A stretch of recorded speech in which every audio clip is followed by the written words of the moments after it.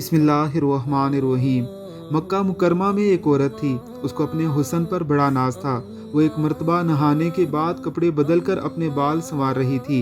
आईने के सामने खड़ी थी और अपने आप पर यह भी फरेफ्ता थी कि मैं बहुत हूर परी हूँ। खामन को जब देखा तो उसने बड़े नाज नखरे से बात की कि है कोई मर्द ऐसा जो मुझे देखे और मेरी तमन्ना ना करे। तो खामन ने कहा कि हाँ, उबैद बिन उमैर ये मस्जिद नबवी में मुदर्रस और खतीब थे।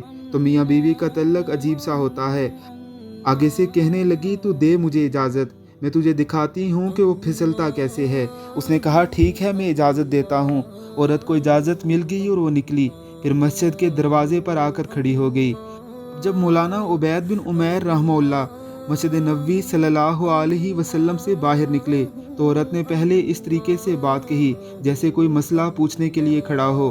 तो मौलाना खड़े हो गए। इस दौरान उसने अपने चेहरे से नकाब को हटा दिया। उसका ख्याल ये था कि जब वो मेरे हुस्न जमाल को देखेंगे तो फरेफ्ता हो जाएंगे। जैसे ही उसने ऐसा किया तो उन्होंने नज़र हटा दी और कहा, देखो क्यों ऐसे काम के बारे में सोचती हो जिससे तुम्हें दुनिया में भी जिल्लत मिलेगी और आखिरत में भी जिल्लत मिलेगी। अब ये अल्फाज उनके मुंह से इतने दर्द से निकले कि वो शर्मा गई और वापस आ गई। शोहर ने पूछा क्या बना। कहने लगी, क्या मर्द ही नेक होते हैं, औरतें नहीं नेक हो सकती। मैं भी नेक बनूंगी। उसकी ज़िंदगी बदल गई।